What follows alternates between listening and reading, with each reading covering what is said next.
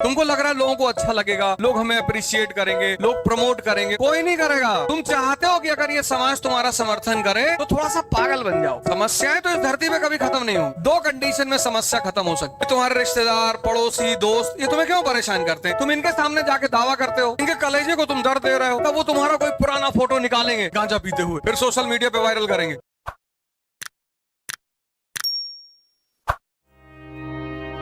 I is equal to आई। जहां infrastructure नहीं है वहां इंडस्ट्री नहीं हो सकती। तो यूपी को अगर इंडस्ट्रियलाइजेशन करना है तो सबसे पहले क्या करना होगा?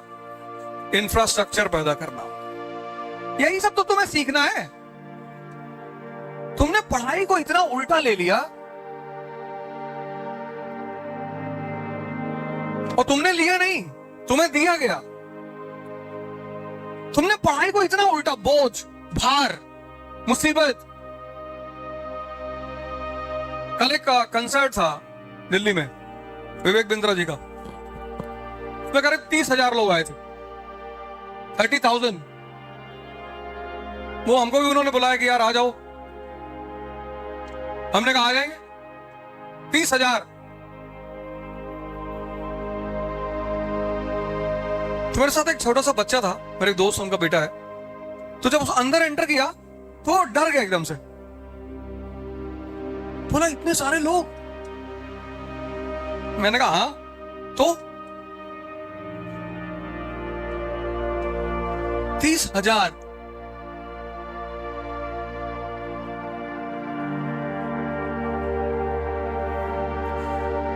घबराहट कब पैदा होगी? जब तुम्हारे पास कुछ बोलने को नहीं है। शिक्षा, एजुकेशन को तुमने मारा, इतना उल्टा पुल्टा कर लिया। ये रटने की चीज है, ये समझने की चीज है। आई इज इक्वल टू आई। अब वो तुमसे इंटरव्यू पूछ ले कि यार अफ्रीका में इंडस्ट्रियलाइजेशन नहीं हुआ, बहुत पैसा गया अफ्रीका में। तुम तुरंत बोलोगे कि सर ये देखो अफ्रीका का मैप, ये तो पॉलिटिकल मैप लगा हुआ है। दोनों पॉलिटिकल है। फिजिकल मैप खोलो अफ्रीका का, 98% प्लेटो, 98% प्लेटो। कहां बनाओगे रेलवे लाइन? नदियां क्या करती है? वाटरफॉल बनाती है। इंटरनल शिपिंग हो ही नहीं सकती। ये 0 डिग्री का पूरा इलाका, ये पूरा फॉरेस्ट है, डेंस फॉरेस्ट। ये पूरा डेजर्ट है, ये डेजर्ट, ये पूरा डेजर्ट सहारा।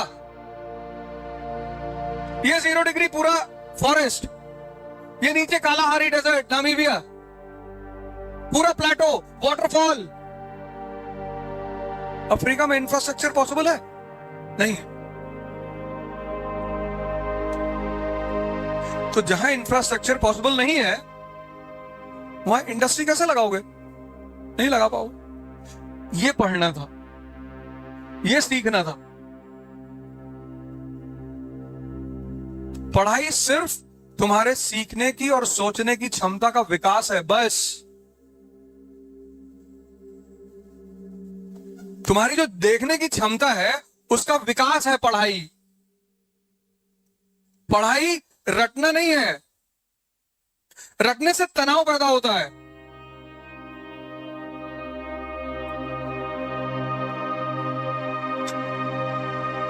अभी मेंस में क्वेश्चन आया था, आईएएस के मेंस में, देखा होगा तुम लोगों ने। विवाह संस्था खत्म हो रही है। सोचो कितना प्रासंगिक क्वेश्चन उठाया। विवाह संस्था खत्म हो रही है, कमेंट करिए। खत्म होनी ही होनी है भाई। स्त्री अपना घर छोड़ के किसी के पास आ रही है, तो जब तुम अपना घर छोड़ोगे तो किसी ताकत के सहारे पे तो छोड़ोगे। और जिस ताकत के सहारे तुमने छोड़ा, रात में गोली चली, वो बिस्तर के नीचे चला गया, तुमसे कह रहा दरवाजा खोल के देखो, दरवाजा खोल के देखो कौन है।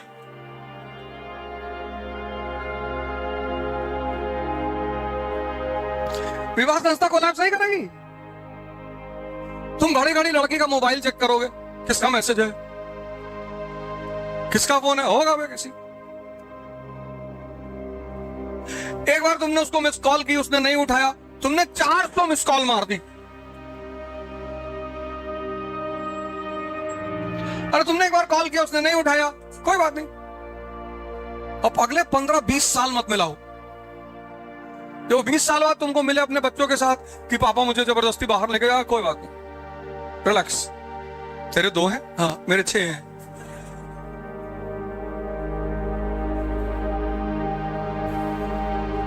भाई पार्वती जी से कोई शंकर जी को छुड़वा ले, ताकत है, शक्ति ही तो है। जहर पी गए, या आज का लड़का 1 गिलास दूध पी जाए डायरिया हो गया, कह रहे जी वो दूध हजम नहीं होता, तो काहे जिंदा हो।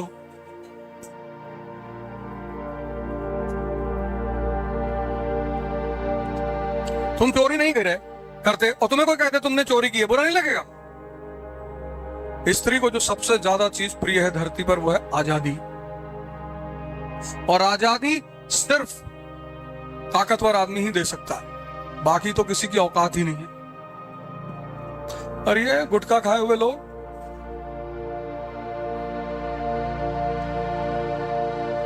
बादाम का साबुन लगा रहे, बादाम का शैम्पू लगा रहे, बादाम का तेल लगा रहे, खा रहे हैं गुटखा।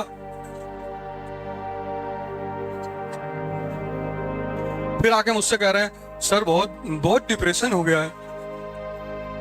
जब तुम्हारे शरीर में ताकत ही नहीं है तो डिप्रेशन नहीं होगा।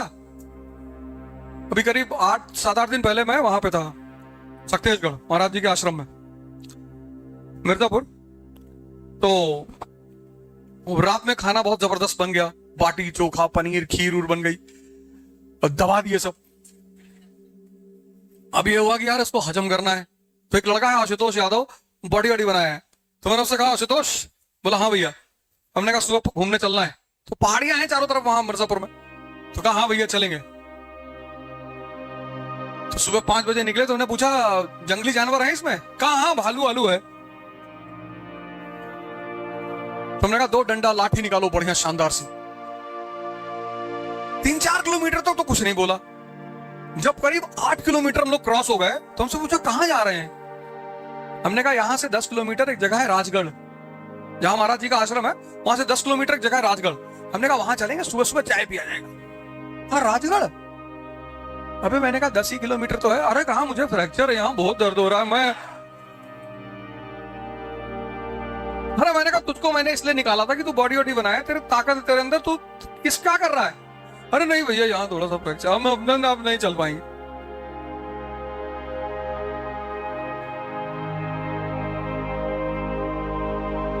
डिप्रेशन सिर्फ कमजोरी का सूचक है।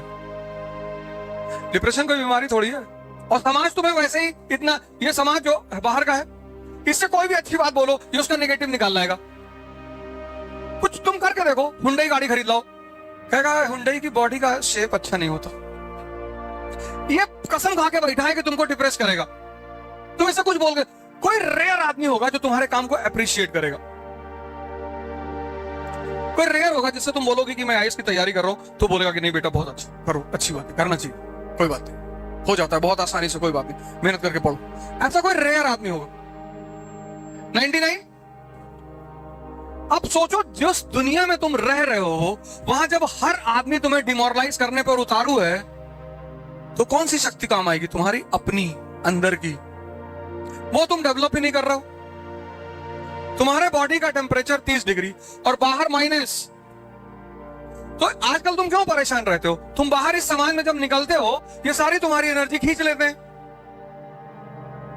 तो तुम्हारे अंदर की टेम्परेचर कम से कम 500 डिग्री होना चाहिए कि जो बगल में है वो झुलस जाए। और वो 500 करने के लिए तुम्हें कुछ एक्स्ट्रा एफर्ट करना पड़ेगा, ध्यान करना पड़ेगा, साधना करनी पड़ेगी, लिटरेचर अच्छा पढ़ना पड़ेगा। सिर्फ किताबें, ये तुम कोर्स की किताबें क्यों पढ़ते हो यार? कुछ नॉवेल्स पढ़ डालो। आचार्य चतुर्सेन की एक नॉवेल है वैशाली की नगर वधू। अजात शत्रु था ना, मगध का राजा, उसके समय एक वो डांसर थी अम्रपाली, उसकी कहानी है बहुत प्यारी, उसको पढ़ लो। आचार्य चतुर्सेन की नॉवेल है चाणक्य, उसको पढ़ लो। चित्रलेखा भगवती चरण वर्मा की एक से एक नॉवेल्स हैं। तुम्हारा ये जो कानपुर का रेलवे स्टेशन है, यहाँ पे एक बहुत प्यारा स्टॉल है, 2 स्टॉल है। एक लोक साहित्य प्रकाशन का, इतनी बढ़िया बढ़िया नॉवेल्स वहां में, मतलब मैं कानपुर आता हूं तो मुझे वहां जाना ही जाना है। इतनी अच्छी अच्छी नॉवेल्स, हिस्टोरिकल नॉवेल्स मिलती, जीवनियां पढ़ डालो।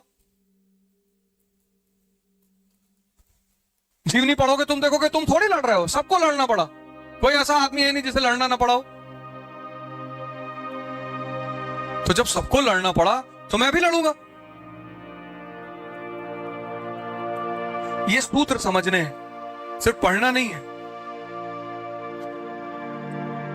सब खत्म हो गई, अब नई समस्या पैदा होगी। समस्याएं तो इस धरती पे कभी खत्म नहीं होंगी। तुम आईएएस बन जाओगे, समस्या सारी खत्म हो जाएगी? कुछ नहीं, समस्याओं का रूप बदल जाएगा।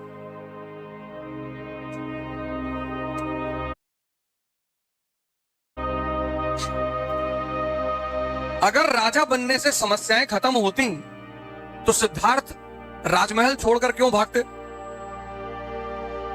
बुद्ध। अगर राजा बनने से सारी समस्याएं खत्म होती तो वर्धमान जंगल में क्यों भागते? समस्या तो खत्म ही नहीं होगी। जब तक इस धरती पे हो, दो कंडीशन में समस्या खत्म हो सकती। एक, हरिद्वार चले जाओ। ये जो महायुद्ध चल रहा है जीवन का, इससे तुम बाहर हो जाओ, पब्लिक से कहते हो कि भैया हम नहीं लड़ रहे। ये तुम्हारे रिश्तेदार, पड़ोसी, दोस्त, ये तुम्हें क्यों परेशान करते हैं? तुम इनके सामने जाके दावा करते हो कि 24 का इलेक्शन लड़े जा रहे। इनके कलेजे को तुम दर्द दे रहे हो। तब वो तुम्हारा कोई पुराना फोटो निकालेंगे गांजा पीते हुए, फिर सोशल मीडिया पे वायरल करेंगे कि ये जनता का भला करेंगे। तब तुम चिल्लाओगे कि ये कौन कर रहा है, और वो कोई तुम्हारा बहुत करीबी आदमी होगा। जब भी तुम बाहर जाकर कहते हो हम ये करेंगे, हम मर्सिडीज खरीदेंगे, हवा, तुम कष्ट दे रहे हो दूसरों को। तुमको लग रहा है लोगों को अच्छा लगेगा, लोग हमें अप्रिशिएट करेंगे, लोग प्रमोट करेंगे। कोई नहीं करेगा। तुम चाहते हो कि अगर ये समाज तुम्हारा समर्थन करे तो थोड़ा सा पागल बन जाओ। ये बटन तोड़ लो आगे वाली दो, एक में लाल चप्पल, एक में व्हाइट पहन लो, और पेन ऐसे लगा के कॉपी लेके घूमो। तब लोग तुम्हारे ऊपर दया करेंगे कि बेचारा तैयारी करता था, फिर पता नहीं क्या हो गया। फिर तुम नेम प्लेट बनवा लो, यहां लगा लो डीएम गाजीपुर। उसका फायदा पता क्या है?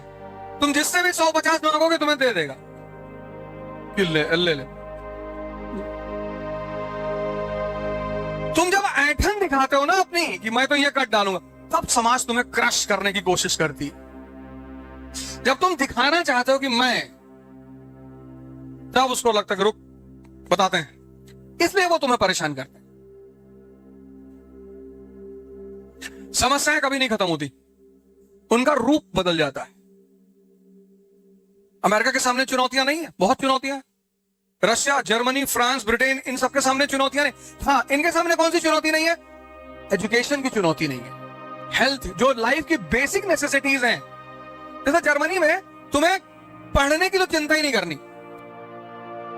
Free education. अगर तुम जर्मनी के नागरिक हो, तुम्हें चिंता ही नहीं करनी हेल्थ और एजुकेशन की। भाई तुम्हारे बहुत सारे लोगों के घरों में, दुबई में लोग रहते होंगे, तुम देखो अगर कोई किसी का एक्सीडेंट हो गया, वो पहले हॉस्पिटल पहुंचाते हैं। यहां तो हॉस्पिटल में पड़ा है, कहीं पैसा कहां जमा हुआ? जब तक पैसा नहीं जमा हुआ आदमी मर गया। वो समस्या वहां नहीं है। जो एक जीवन की बेसिक समस्याएं होती है, आधारभूत, वो वहां नहीं, लेकिन समस्याएं वहां भी है।